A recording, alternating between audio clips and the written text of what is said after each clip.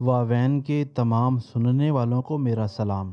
اللہ تعالیٰ نے انسان کو ایک ایسا خزانہ عطا کیا ہے جو انمول ہے، مگر وہ خزانہ کیا ہے، کہاں ہے اور کیا حاصل کیا جا سکتا ہے؟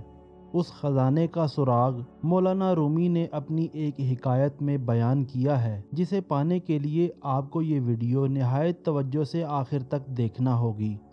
مولانا جلال الدین رومی رحمۃ اللہ علیہ اپنی مثنوی میں فرماتے ہیں، ایک دفعہ ایک آدمی کا امیر رشتہ دار فوت ہو گیا تو مرنے والے کی تمام دولت و جائیداد اس کے حصے میں آ گئی، چونکہ اس سے پہلے اس نے اتنی دولت دیکھی نہیں تھی، بلکہ یوں کہنا چاہیے کہ اس کے خواب و خیال میں بھی نہ تھا کہ اسے اتنی دولت مل سکتی ہے۔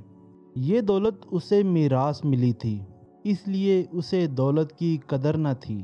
اس نے بہت فضول کاموں اور خوب عیاشی میں تمام کی تمام دولت خرچ کر دی اور کچھ ہی عرصے میں بالکل خالی ہاتھ ہو کر بیٹھ گیا۔ تب اس نے اللہ تعالیٰ سے دعا کی کہ اے میرے پروردگار، تو نے جو کچھ مجھے عطا کیا تھا وہ سب کا سب ختم ہو گیا ہے، اب یا تو مجھے زندگی گزارنے کے لیے سامان عطا کر یا فرشتہ اجل کو بھیج کر مجھے غریبی کی زندگی سے آزادی دلا۔ دعا کے ساتھ ساتھ اس نے بہت گریہ و زاری اور سینہ کوبی کی۔ اصل میں اسے ایسے مال کی خواہش تھی جو بغیر محنت کے حاصل ہو، اور چونکہ اللہ سے مانگنے والا کبھی خالی ہاتھ نہیں لوٹتا، لہٰذا ایک رات اس شخص نے خواب میں ایک فرشتے کو دیکھا جس نے اس سے کہا، اے خوش بخت، تم یہاں کیا کر رہے ہو؟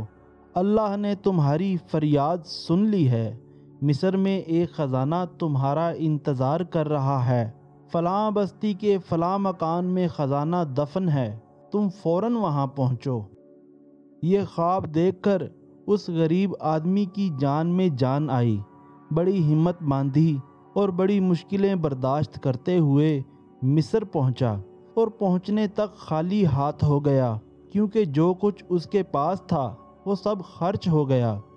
اسے شدید بھوک لگ گئی، مگر جیب میں ایک پیسہ نہ تھا۔ جب بھوک برداشت سے باہر ہو گئی تو بھیک مانگنے کی سوچنے لگا۔ اسے شرم تو بہت آئی، مگر بھوک نے اس قدر بدحواس کر ڈالا کہ وہ بے بس ہو گیا۔ یہی سب سوچتے ہوئے وہ باہر نکلا اور ہچکچاتے ہوئے پھرنے لگا، مگر کسی کے سامنے ہاتھ نہ پھیلا سکا۔ اس زمانے میں مصر کے شہری لوگ چوروں سے بہت تنگ تھے۔ رات کے گھپ اندھیرے میں چوروں کی سرگرمیاں بڑھ جاتی تھیں، اسی لیے رات کے وقت کوتوال بھی سپاہیوں کے ساتھ گشت کیا کرتا تھا۔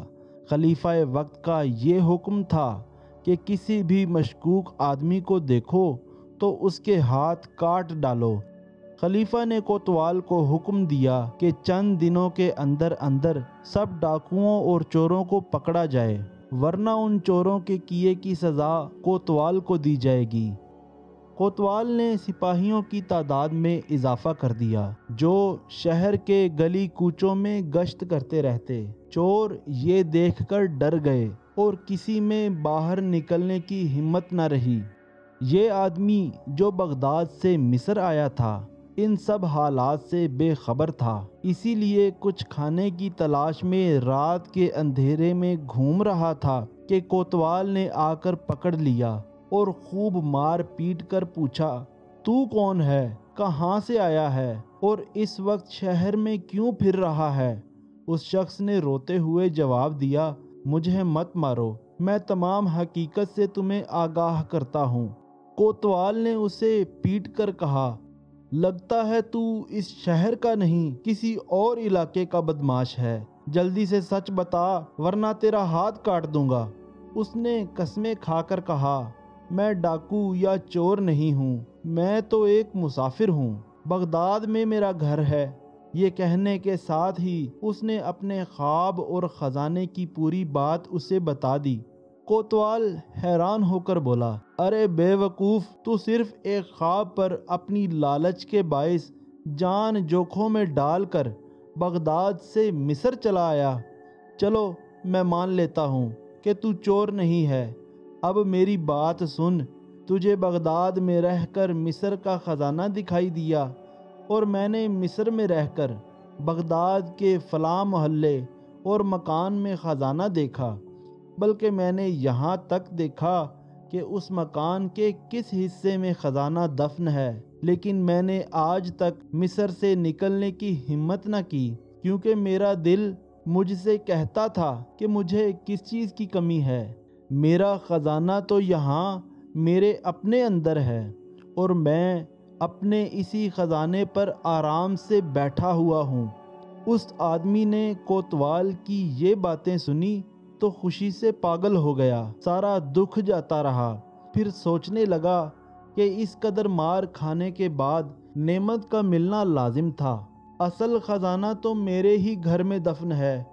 کوتوال نے اپنے خواب میں جس محلے اور مکان کا ذکر کیا تھا وہ اسی شخص کا مکان تھا۔ وہ کوتوال کا شکریہ ادا کرنے لگا کہ اس کی وجہ سے عجیب و غریب دولت ہاتھ آئی۔ اس کے بعد وہ شخص رکوع و سجود کرتا اور خدا کی حمد و ثنا کرتا ہوا مصر سے واپس بغداد روانہ ہو گیا۔ اللہ کے خزانوں میں انسان بھی ایک خزانہ ہے۔ ہر انسان کا فرض بنتا ہے کہ وہ اپنے وجود پر غور کرے۔